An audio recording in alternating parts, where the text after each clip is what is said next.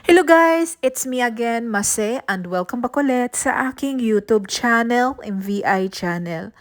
So ngayon ay maglibot ako dito sa lugar ko, dito sa Chimchasoy, Hong Kong. Day off kasi at marami kaming mga holiday ang mga dumaan, kaya marami kaming oras para gumala. Kaso nga lang, may mga araw sa day off namin, mga holiday, na naulan. Kaya itong araw na ito, medyo tumila yung ulan, kaya dali-dali naman kaming maglibot dito sa lugar ko.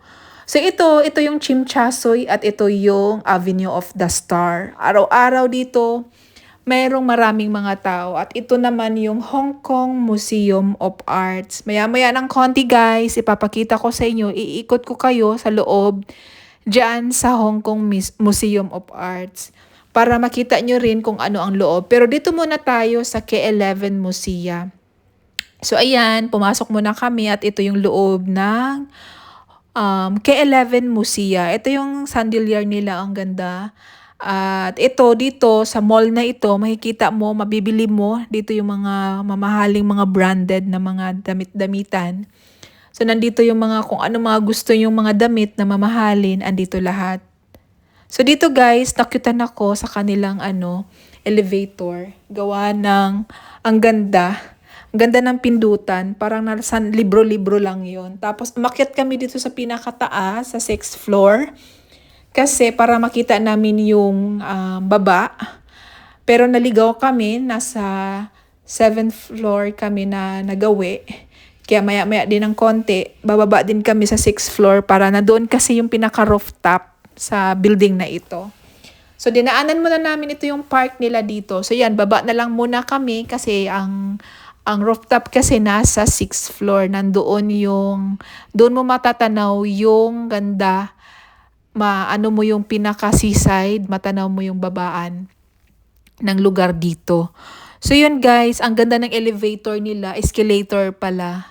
Bonggang-bongga yung escalator nila. Ako, takot ako sa mga mahataas, pero ang ganda kasi ng escalator nila, parang nalilibang ako doon sa ganda. So kasama ko yung dalawang magkakapatid.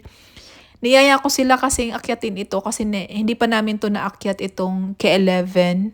Kaya ito guys, ayan guys, so nasa ibabaw to ng tubig. Ang building na ito, nakalutang ito sa tubig.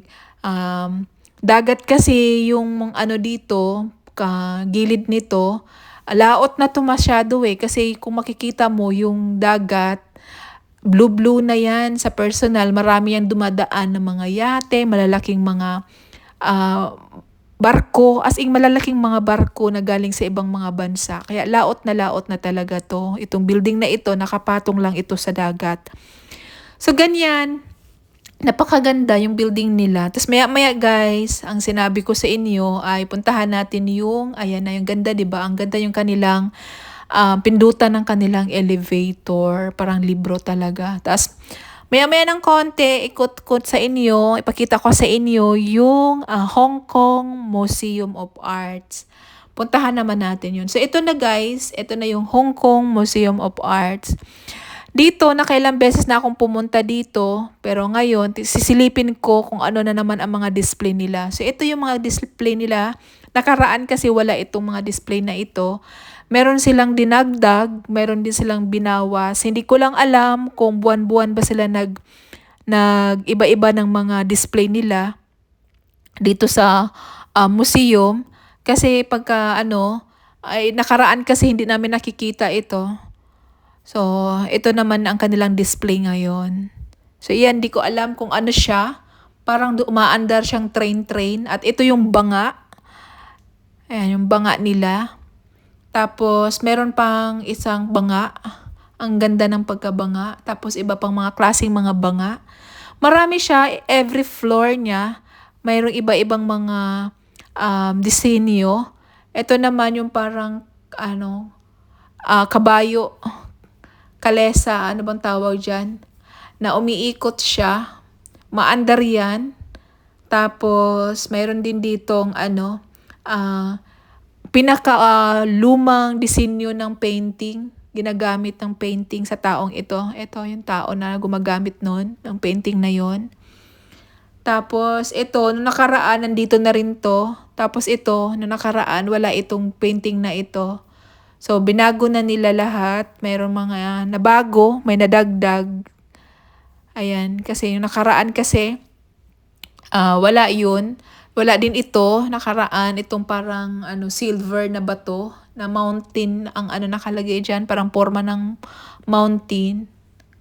Tapos, ito yung parang mga plato-plato na parang galing sa Saudi. Marami to sa Saudi, mga ganito, pagka magka-Ramadan.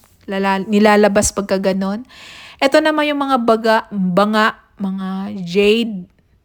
Maraming klaseng mga jade dito.